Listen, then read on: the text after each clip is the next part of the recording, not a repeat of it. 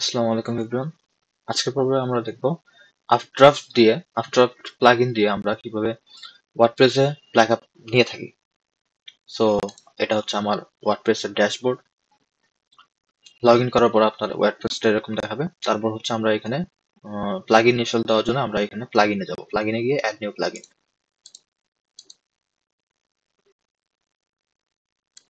Add new plugin দেওয়ার পর আমরা এখানে আফটারড্রাফট প্লাস লিখে আমরা এখানে সার্চ দেব।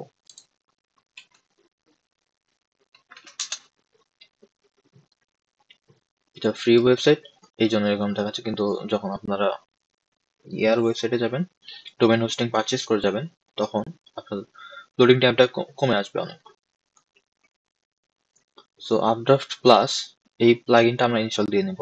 এইখানে ইনস্টল বাটনে ক্লিক করলাম এন্ড অ্যাক্টিভ। এটাও ভিভিট এর মতোই একটা প্লাগইন।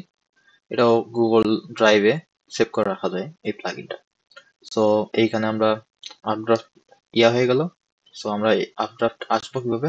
এখানে আমরা ওয়ার্ডপ্রেসের ড্যাশবোর্ডে এইখানে আপনার আপড্রাফট প্লাস নামে একটা সেকশন ক্রিয়েট হয়ে যাবে, অথবা আপনি এইখানে প্লাগইনে এসে ইনস্টল প্লাগইনে গেলে আপনার যে প্লাগইন ইনস্টল হয়েছে সে প্লাগইন আসবে। আসার পরে আপনি এইখানে আপড্রাফট প্লাসের সেটিংস যেতে পারেন। এখানে এখান থেকেও যাওয়া যায়।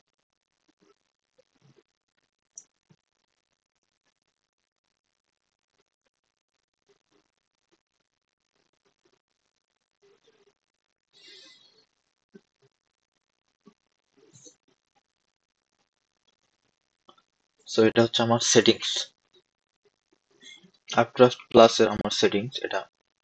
সো এইখানে আসার পর আমি ব্যাকআপ অ্যান্ড রিস্টোরে গিয়ে আমি একটা ব্যাকআপ নিয়ে নিতে পারি। ব্যাকআপ অ্যান্ড রিস্টোরে আপনি যদি একটা ব্যাকআপ নিয়ে নেন, এখানে আপনার ব্যাকআপ হয়ে যাবে। তবে তার আগে আমি আমার ব্যাকআপটা কই হবে সেটা আমরা ঠিক করে দিই। সো সেটিংস ইয়ার পরে আমরা সেটিংসে যাই, আপড্রাফট প্লাসের সেটিংসে যাই।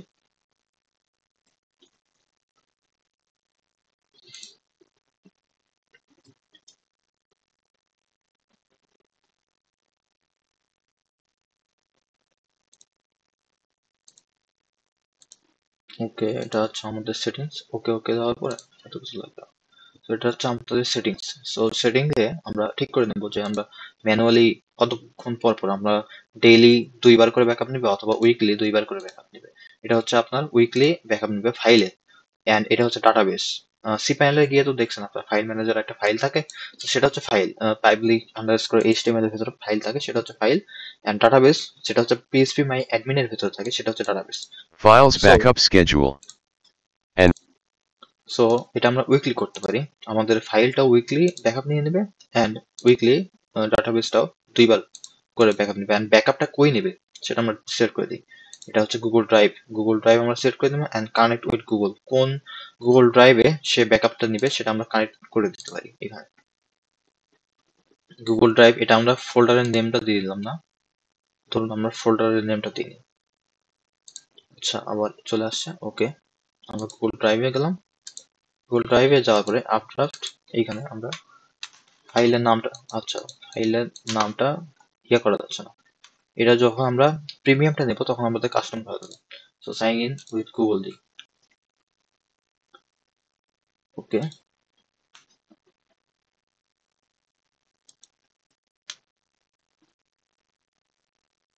আমরা ওকে দিয়ে দিই। এটা কন্টিনিউ। হ্যাঁ, কমপ্লিট সেট আপ।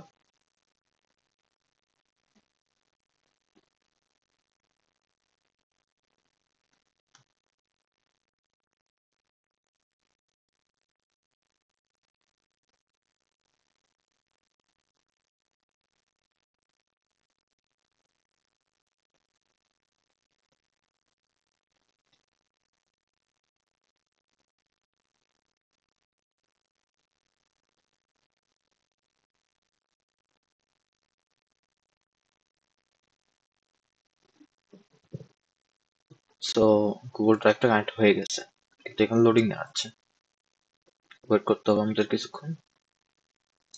ওকে, এখন আমাদের সেটিংস থেকে আমরা কি করলাম, আমাদের আমাদের গুগল ড্রাইভটা আমরা কানেক্ট করে নিলাম। এখনো কানেক্ট হয় নাই মনে হয়। সাইন উইথ গুগল দিলে আমাদের কানেক্ট হয়ে যাওয়ার কথা। সার্ভারের ইস্যু হয়তো।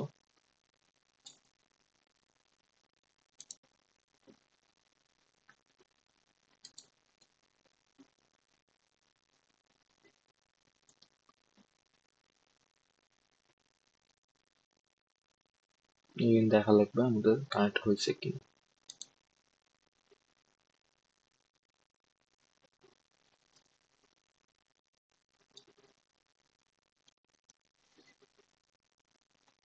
কি হলো?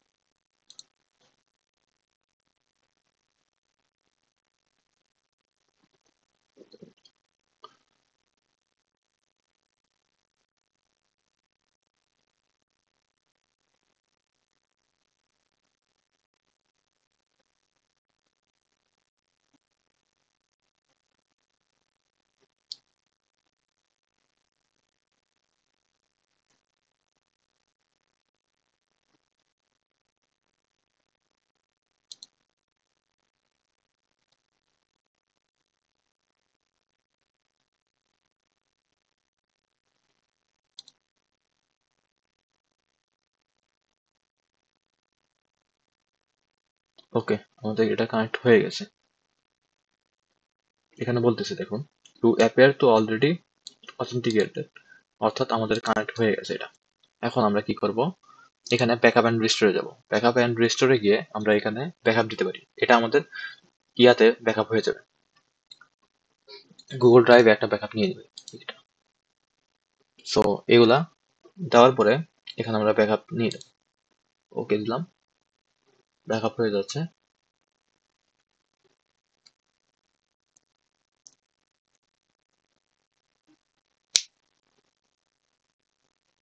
ওকে, আমাদের ব্যাকআপ হয়ে গেছে। সো ব্যাকআপ হয়ে গেছে যেহেতু, সেটা আমরা কিভাবে রিস্টোর করব, সেটা আমরা রিস্টোর করার জন্য এখানে রিস্টোর ক্লিক করতে পারি। আপনাদের যখন ব্যাকআপ হয়ে যাবে, যখন ওয়েবসাইটটা ধরুন ভেঙে গেল, তখন আমরা এখানে রিস্টোর ক্লিক করতে পারি, আমাদের রিস্টোর হয়ে যাবে ওয়েবসাইটটা। তো এইভাবে আমরা ব্যাকআপ নিয়ে থাকি। অ্যান্ড আপনার ইয়ের জন্য, মাইগ্রেটের জন্য এখানে নতুন একটা ইয়ে দেওয়া আছে। সো আপড্রাফট প্লাস দিয়ে মতো এইভাবে আমরা ব্যাকআপ নিয়ে থাকি। অ্যান্ড এর পরবর্তী ক্লাসে আমরা দেখব যে all in one WP migration plugin দিয়ে আমরা কিভাবে ব্যাকআপ নিয়ে থাকি।